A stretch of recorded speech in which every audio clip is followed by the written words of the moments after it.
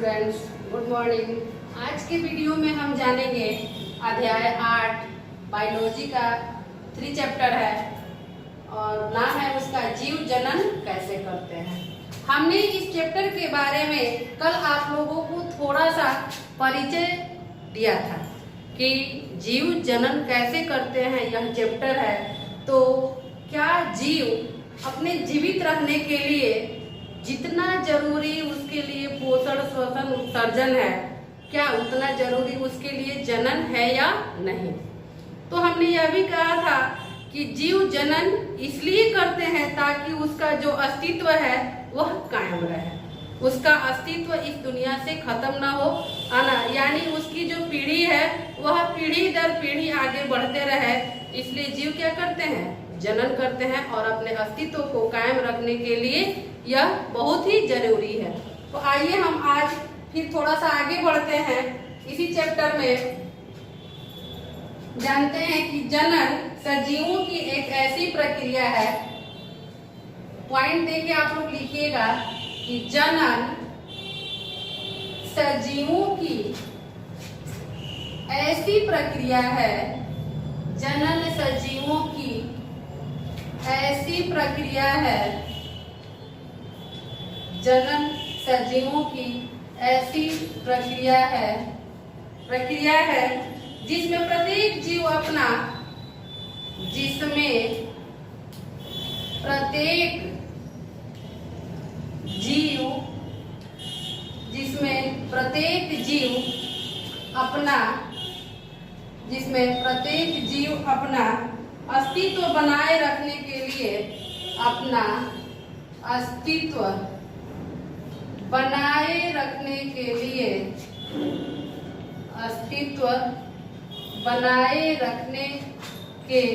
लिए संघर्ष करता है, अस्तित्व बनाए रखने के लिए संघर्ष करता है।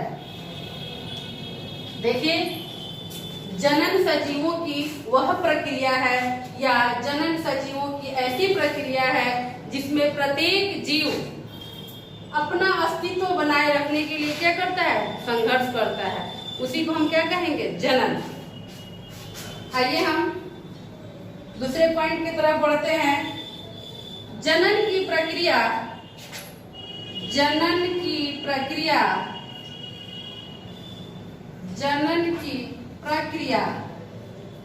दो तरह से होती है।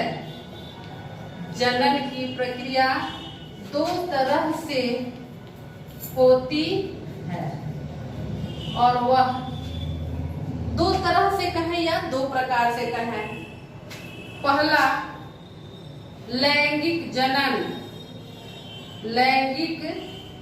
जनन तथा दूसरा है अलैंगिक जनन। जनन की प्रक्रिया दो तरह से होती है, फर्स्ट लैंगिक जनन और दूसरा अलैंगिक जनन। अब आइए हम लैंगिक जनन के बारे में जानते हैं। जो पहला है लैंगिक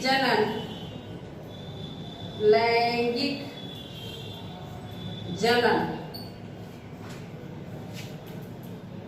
इसके बारे में हम लोग जानते हैं। लैंगिक जनन स्तनधारी प्राणियों में होता है। लैंगिक जनन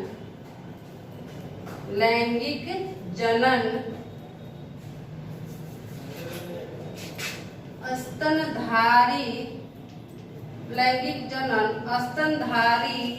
प्राणियों में होता है।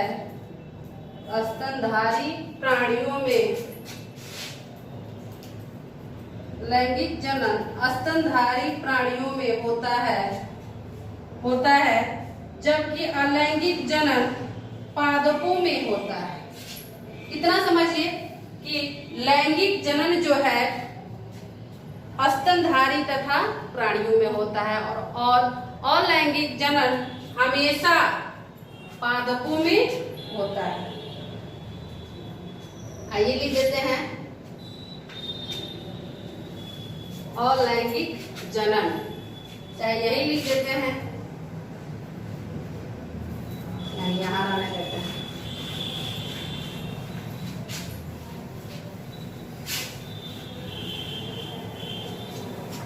अलैंगिक अलैंगिक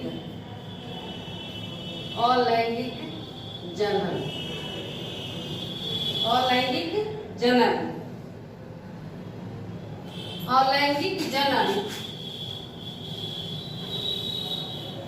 अलैंगिक जनन अलैंगिक जनन पादपों में होता है, पादपों में होता है। समझिए, लैंगिक जनन स्तनधारी तथा प्राणियों में होता है, जबकि अलैंगिक जनन पादपों में होता है। पादपों माने होता है पेड़ पौधे। अब देखिए, ये तो हो गया जनन की प्रक्रिया दो तरह से होती है उसके बारे में, और लैंगिक अलैंगिक।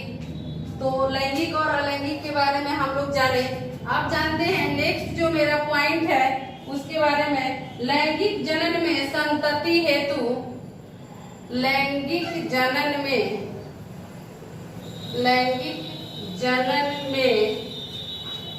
संतति हेतु, संतति का मतलब होता है नया संतान।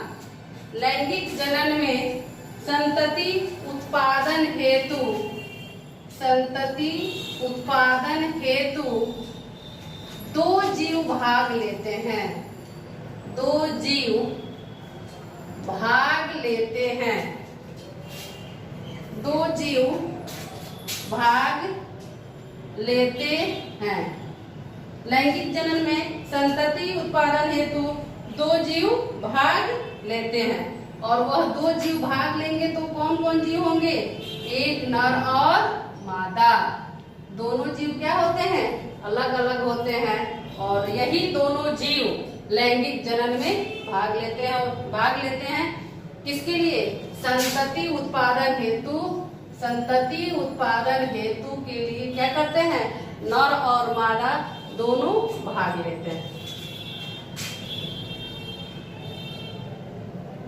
अब है, इसके द्वारा अधिक विभिन्नताएं उत्पन्न होती हैं।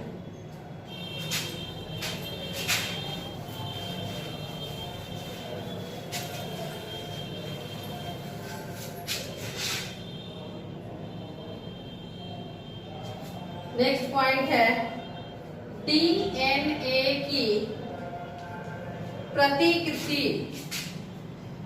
डीएनए की प्रतिकृति तकनीक से, डीएनए प्रतिकृति तकनीक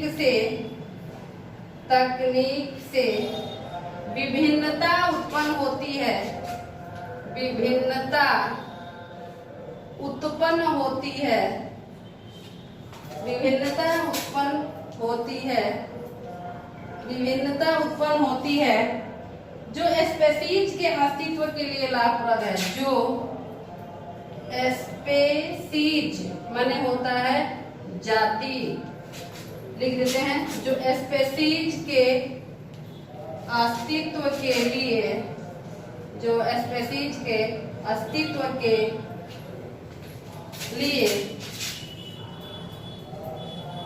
लाभप्रद होता है, जो स्पेसीज के अस्तित्व के लिए लाभप्रद होता है। तो आज के वीडियो में हमने जाना कि जनन सजीवों की ऐसी प्रक्रिया है जिसमें जीव अपने अस्तित्व को कायम रखने के लिए संघर्ष करते हैं। इसके बाद हमने जाना कि जनन की प्रक्रिया दो तरह से होती है, पहला लैंगिक जनन, दूसरा अलैंगिक जनन। हमने यहाँ बोर्ड पे आप लोगों को दोनों प्रकार के जनन के बारे में बताया है कि लैंगिक जनन में हमेशा दो जीव भाग लेते हैं, और अलैंगिक जनन हमेशा पेड़ पौधों में होती है। तो आज हम यहीं तक रहने देते हैं, कल के वीडियो में हम इसके आगे पर बताएंगे आप लोग को। धन्यवाद।